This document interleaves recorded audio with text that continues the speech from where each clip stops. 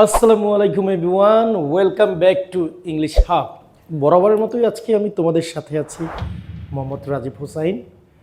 So আজকের আমাদের টপিকটা হচ্ছে right form of verb. Right form of verbs অর্থাৎ ভার্বের সঠিক ফর্ম বা রূপ। আমি আগেই বলেছি যে গ্রামার করার ক্ষেত্রে আমাদের হচ্ছে ওই টপিকটার আসলে কি এক্স্যাক্টলি ওই টপিকটা দ্বারা কি করা হয় এবং ওই টপিকটা আমাদের ইংলিশ ল্যাঙ্গুয়েজে কি কাজে লাগে এটা আমাদের বুঝতে হবে। যে বুঝলাম না, জানলাম না, এটা কি মুখস্থ করে ফেললাম, মুখস্থ করার কিছুই নাই। আজকের ক্লাসটা খুবই ইন্টারেস্টিং হতে যাচ্ছে এবং খুবই effective for the academic learners. So let's get started. এই একটা ক্লাসে রাইট ফর্ম অফ ভার্ব বিষয়বস্তু সব কিছু আশা করি সবার ক্লিয়ার হয়ে যাবে এবং এই কনসেপ্টটা সম্পর্কে এতদিন যাদের তোমাদের ভয় ছিল ইনশাল্লাহ আর কোনো ভয় থাকবে না। তো প্রথমে এখানে আছে কি রাইট। রাইট মিন্স সঠিক, ফর্ম, ফর্ম মিন্স রূপ বা ধরন। এরপরে অফ, অফ প্রিপোজিশন, এর অর্থ হচ্ছে এর। ভার্ব মানে ক্রিয়া বা ভার্ব,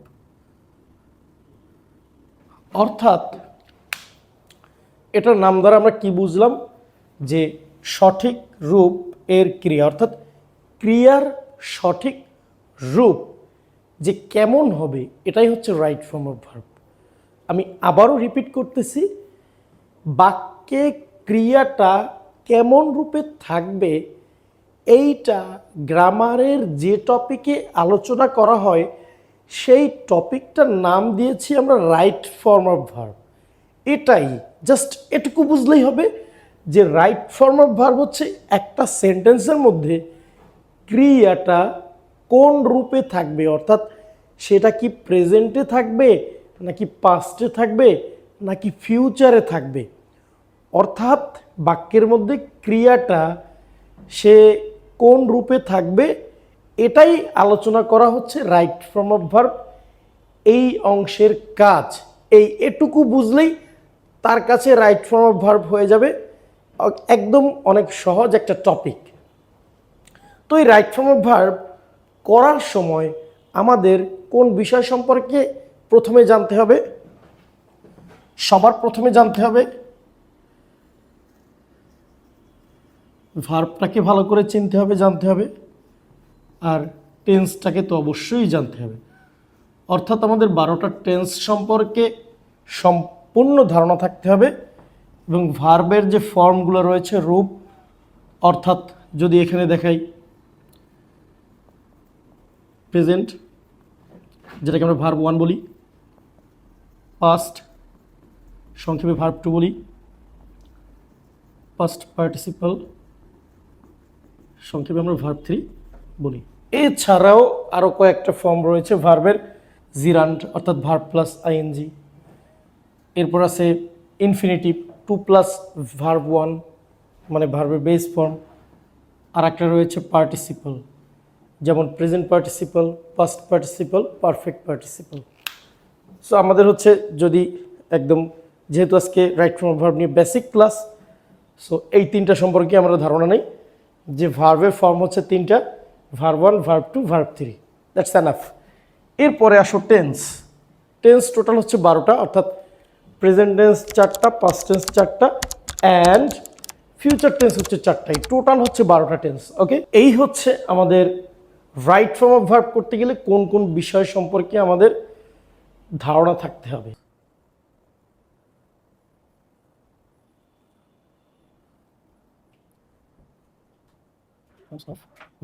এখন আমরা পেলাম কি যে basic rules or basic terms of.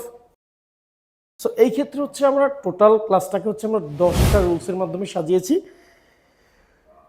So rule number 1 এখানে আপনারা দেখতেই পাচ্ছেন স্ক্রিনে যে রুল নাম্বার 1 সাবজেক্ট অনুযায়ী ভার্ব। প্রথমে হবে কি সাবজেক্ট অনুযায়ী ভার্ব, অর্থাৎ সাবজেক্ট যদি সিঙ্গুলার হয় তাহলে ভার্বটি হবে সিঙ্গুলার, আর সাবজেক্ট প্লুরাল হলে আমাদের সেক্ষেত্রে ভার্বটি হবে প্লুরাল।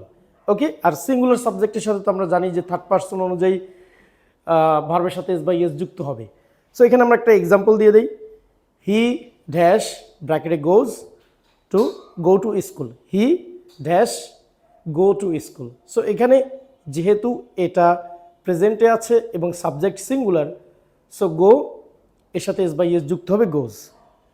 এরপরে প্লুরাল সাবজেক্টের সাথে যদি সাবজেক্টটি প্লুরাল হয় তাহলে ভার্বটিও প্লুরাল হবে। যেমন যদি আমরা এখানে বলি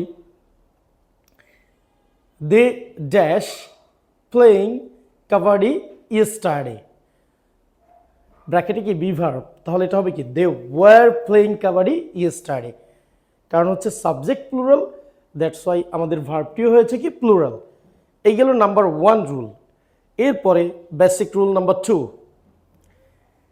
টেন্স অনুযায়ী ভার্বটি বসবে, অর্থাৎ টেন্সটা যেমন থাকবে আমাদের ভার্বটাও টেন্স অনুযায়ী হবে। ওকে, অর্থাৎ প্রেজেন্ট টেন্স হলে ভার্বটারও প্রেজেন্ট ফর্ম হবে, পাস্ট টেন্স হলে ভার্বেরও পাস্ট ফর্ম, অ্যান্ড ফিউচার হলে ভার্বটারও ফিউচার ফর্ম হবে।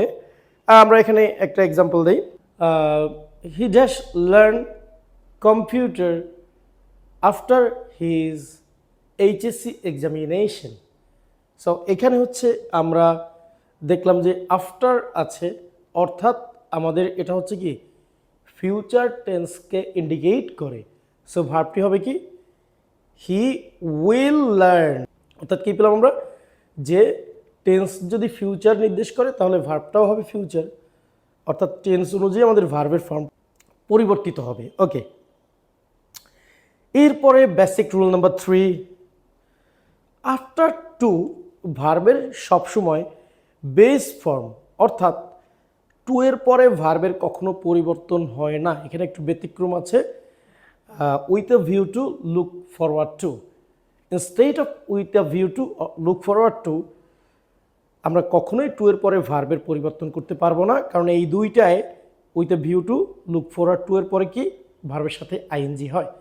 I want to dash New Market, ব্র্যাকেটে আছে কি go, no change, I want to go New Market. Basic rule number 4, modal ভার্বের পরে ভার্বের কোনো পরিবর্তন হয় না। এটাও মনে রাখতে হবে যে মডাল ভার্বের পরে কখনোই ভার্বের পরিবর্তন হয় না। For example, he can dash the task, he can complete the task, এখানে no change, complete. Basic rule number 5, preposition or কনজাংশনের পরে জিরান্ড ফর্ম হয়। Gerund means verb plus ING. For example, he is fond of dash, he is fond of reading, because of fond of প্রিপোজিশনের পরে ING হয়ে যাবে ভার্বের। এরপরে she left without dash good bye, without saying, not say, without saying.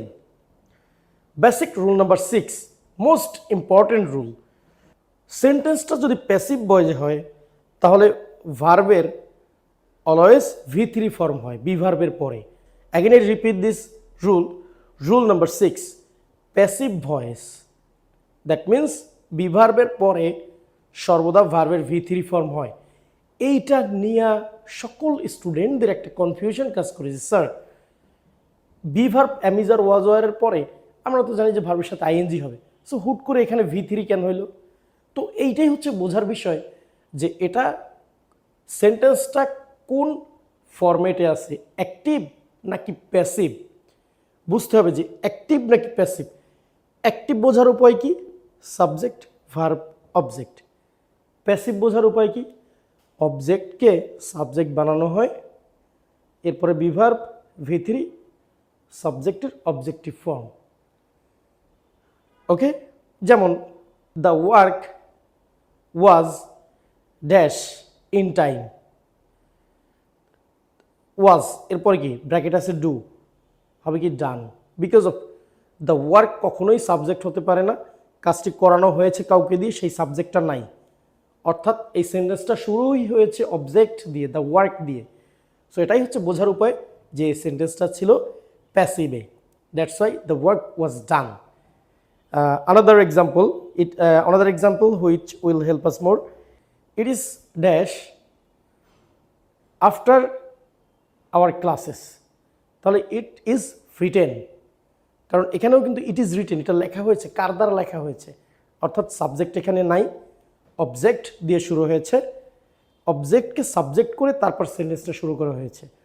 এভাবেই আমরা বুঝে নেব যে এটা যেহেতু প্যাসিভ সেন্টেন্স, সো এখানে অক্সিলারি ভার্বের পরে ভার্বের V3 ফর্ম হবে। ওকে, নাম্বার 7, এটা খুবই ইজি একটা term, have, has, had. Have, has, had, এই তিনটা অক্সিলারি ভার্বের পরে সর্বদা ভার্বের V3 ফর্ম হয়। They had dash their task, they had finished their task. Okay, number 8, most important rule, since for যদি সেন্টেন্সে থাকে এবং এটা যদি টাইম নির্দেশ করে, সময় নির্দেশ করে, তাহলে অলওয়েজ সেন্টেন্সটা হবে কি present perfect continuous. Again I will repeat this rule, since for থাকলে সেন্টেন্স সবসময় হবে কি প্রেজেন্ট পারফেক্ট কন্টিনিউয়াস। অনেক সময় প্রেজেন্ট পারফেক্ট হয়, but most of the time present perfect continuous হয়। For example, he dash here for 2 years, for 2 years, for দিয়ে একটা টাইম বাউন্ডিং বুঝিয়েছে, তো যার কারণে এখানে আনসারটা হবে কি he has been working here for 2 years। I dash here since 2010, I have been living or I have lived here since 2010. Okay, basic rule number 9, if clause, আমরা এটা খুবই শর্টকাটে লিখব, if clause অর্থাৎ if always indicate condition। Conditional sentence সম্পর্কে আমাদের ধারণা আছে, if মানেই হচ্ছে যদি। সো এখানে রয়েছে if প্লাস প্রেজেন্ট ইনডিফিনিট হলে তাহলে তার পরের ক্লোজটি হয় future indefinite. Okay, if he works hard, present indefinite, অর্থাৎ পরের অংশটা কি হবে he will do better in the next examination, will do. Okay, এরপরে যদি প্রথম অংশ থাকে পাস্ট ইনডিফিনিট, পরের অংশ হবে কি past condition. Okay, so for example, if he worked hard, if he worked hard, he would do, not will, যেহেতু past condition, would do better in the next examination।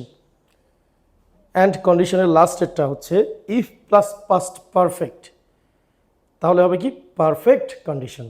okay, if he had worked hard, he would have done better in the next examination। would have done, এটার মানে হচ্ছে কি perfect condition. and the last one, always the easiest one in right forms of verb, and এটা হচ্ছে আমরা ছোটবেলা থেকেই পড়ে আসতেছি, কোনো বাক্যে যদি universal truth or habitual fact, universal truth means কি চিরন্তন সত্য বাক্য, অ্যান্ড হ্যাবিচুয়াল ফ্যাক্ট হচ্ছে অভ্যাসগত কর্ম, এগুলো থাকলে অলওয়েজ প্রেজেন্ট ইনডিফিনিট টেন্স হয়। ফর এক্সাম্পল, ওকে, যদি আমরা বলি যে my father go to gym every day in the afternoon, তাহলে কী হবে my father goes to gym every day in the afternoon, because of এটা রেগুলার যাচ্ছে। এবং এখানে আরেকটু বলে রাখি, রেগুলারলি, সামটাইমস, অফেন, অকেশনালি, এ ধরনের ওয়ার্ডগুলো থাকে এবং এইগুলো ইন্ডিকেট করে যে এগুলো habitual fact. And universal truth হচ্ছে চিরন্তন সত্য বাক্য, যেমন আমরা সবাই জানি যে সূর্য পৃথিবীর চারিদিকে ঘোরে, এটা কি ঠিক আছে? নো, পৃথিবী সূর্যের চারিদিকে ঘোরে। The earth moves round the sun, এটা সবসময় কি প্রেজেন্ট ইনডিফিনিট হবে, মুভস। এবং আর্থ হচ্ছে একটা সিঙ্গেল ব্যক্তি, যার কারণে এখানে কি মুভের সাথে এস বাই এস যুক্ত হয়েছে, মুভস। ওকে, তো এরকমই। সো আশা করি আজকের ক্লাসটি সবাই এনজয় করেছো। তো এই পর্যন্ত হচ্ছে আমরা যে 10টা টার্মস করেছি, এই 10টা টার্মের উপরে এখানে কিছু এক্সাম্পল দেওয়া আছে, এগুলো ফার্স্ট দ্রুত খাতায় করে ফেলো এবং করে অবশ্যই আমাদের ফেসবুক পেজে অথবা আমাদের গ্রুপে এটা নিয়ে তুমি পোস্ট করতে পারো। আমাদের গ্রুপ এবং ফেসবুক দুটোই হচ্ছে আমাদের ভিডিওর লিঙ্কে দেওয়া আছে। সবাই ভালো থাকো, সুস্থ থাকো। আল্লাহ হাফিজ।